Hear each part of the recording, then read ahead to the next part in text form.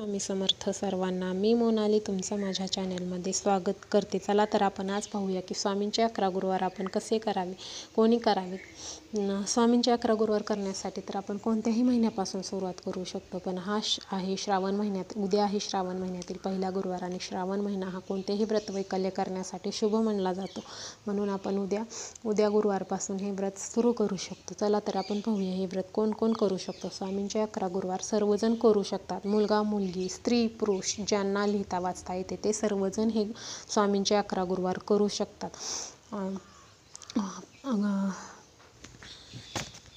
तुम्हाला हे 11 गुरुवार संकल्पयुक्त करायचे आहेत. प्रत्येक गुरुवारी संकल्प करायची गरज नसते. फक्त पहिल्या गुरुवारी म्हणजे ज्या गुरुवारपासून आपण सुरुवात करणार असतो त्या गुरुवारी तुम्हाला संकल्प करायचा आहे.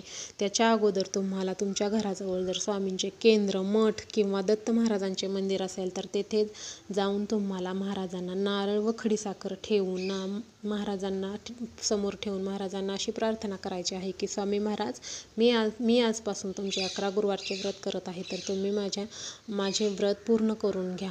कोणतीही अडचण येऊ देऊ नका आणि तुमच्या मनात जी इच्छा असेल ती स्वामी महाराजांना सांगायची आहे आणि नंतर तुम्हाला घरी यायचं आहे. जर तुमच्या घराच्या आसपास मंदिर, मठ किंवा केंद्र नसेल तर तुम्ही तुमच्या घरातच स्वामी महाराजांच्या फोटोसमोर किंवा मूर्तीसमोर बसून महाराजांना नारळ खडीसाखर ठेवून तुम्ही प्रार्थना करू शकता व तुमची इच्छा सांगू शकता. हे व्रत करण्यासाठी आपल्याला गरज आहे तर स्वामी चरित्र सारामृत या पुस्तकांची आणि आपल्याकडे स्वामी महाराजांचा मूर्ती किंवा फोटो असणे गरजेचं आहे. जर तुमच्याकडे स्वामी महाराजांची मूर्ती, फोटो नसेल तर तुम्ही ते आणायची आहे आणि त्याची स्थापना आपल्या देवघरामध्ये करायची आहे. पुस्तक जर नसेल तुमच्याकडे, अमृताचे जर पुस्तक नसेल तर तुम्ही तुमच्या मोबाईलमध्ये श्री गुरुपीठ ॲप डाउनलोड करू शकता. तुम्हाला त्याच्यामध्येही स्वामीचरित्र सारामृताचे 1 ते 21 अध्याय मिळून जातील आणि तुम्ही ते मोबाईलमधून पण वाचू शकता. चला तर आपण आता बघूया की आपण 11 गुरुवारची सुरुवात कशी करायची आहे. तर तुम्हाला त्या दिवशी उपवास करायचा असेल, जर तुम्हाला जमत असेल तर तुम्ही उपवास करू शकता. तुम्हाला जर जमत नसेल, तुमची जर काही अडचण असेल, तुम्हाला गोळ्या वगैरे चालू असतील तर तुम्ही उपवास करण्याची गरज नाही. फक्त तुम्ही सेवा केली तरी पण चालून जाईल. अशी एकही व्यक्ती नाही आहे, 11 गुरुवार करणारी अशी एकही व्यक्ती नाही आहे की त्या व्यक्तीला या सेवेचा अनुभव आलेला नाही. तुमचे 11 गुरुवार पूर्ण होण्याच्या आतमध्येच तुम्हाला तुमची इच्छा पूर्ण झालेली असेल किंवा तुमची इच्छा पूर्ण होण्याच्या मार्गावर असेल, एवढी ताकद या 11 गुरुवारच्या व्रतामध्ये आहे.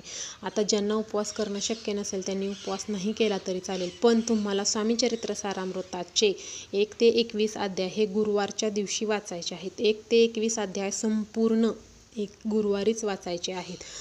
आणि ते पण जर तुम्हाला शक्य असेल तर तुम्ही ते एका बैठकीत वाचू शकता. जर तुम्हाला एका बैठकीत वाचणे शक्य नसेल, तुमचे बाळ लहान असेल किंवा तुमचे बाकीचे इतर काही कामे असतील तर तुम्ही हे 2 भागांमध्ये सुद्धा वाचू शकता किंवा तुम्हाला 2 भागामध्येही जर वाचणं शक्य नसेल तर तुम्ही हे 3 भागामध्येही वाचू शकता. सकाळी, दुपारी, संध्याकाळी केव्हाही वाचू शकता. फक्त 12 ते 12:30 या दरम्यान आपल्याला ही सेवा करायची नाही आहे, कारण की 12 ते 12:30 हा वेळ दत्त महाराजांचा भिक्षा मागण्याचा वेळ असतो. म्हणून त्या वेळेमध्ये आपण कोणतीही सेवा स्वामी महाराजांची किंवा दत्त महाराजांची कोणतीही सेवा आपण करत नाही.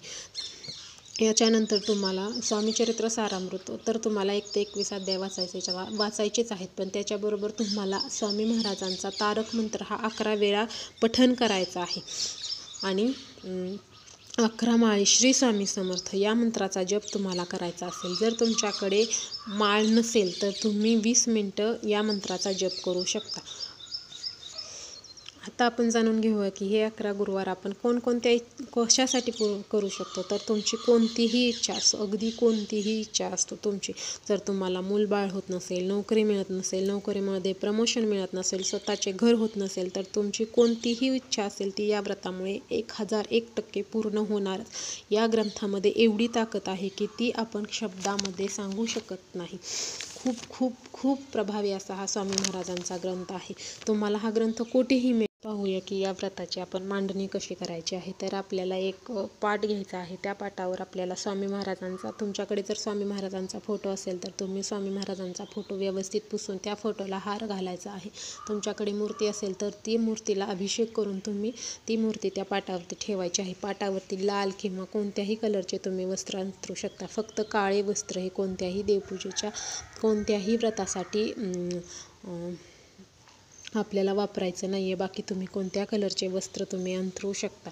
या व्रताची मांडणी तर खूप साधी सोपी आहे. महाराजांचा फोटो, मूर्ती, एक छोटीशी सुपारी आपल्याला लागणार आहे, जी की आपण गणपती म्हणून ठेवणार आहे. त्याची पण आपल्याला पूजा करायची आहे. महाराजांच्या मूर्तीची पूजा करून घ्यायची आहे.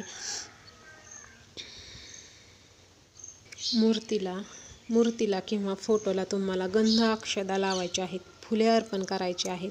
गणपती म्हणून आपण जी सुपारी मांडलेली आहे त्या सुपारीला पण आपल्याला गंध अक्षदाने फुले अर्पण करायचे आहेत. नमस्कार करून महाराजांना खडीसाखरेचा नैवेद्य ठेवायचा आहे. एका फुलपात्रामध्ये आपल्याला पाणी ठेवायचं आहे. आता आपण जाणून घेऊया की संकल्पयुक्त 11 गुरुवारचे काय नियम आहेत. तर तुम्हाला हे व्रत आपले 11 गुरुवार, जोपर्यंत 11 गुरुवार पूर्ण होऊन आपले उद्यापन होत नाही तोपर्यंत आपल्याला मांसाहार करायचा नाही आहे. आणि जर ब्रह्मचर्याचे पालन फक्त तुम्हाला गुरुवारच्या दिवशीच करायचे आहे.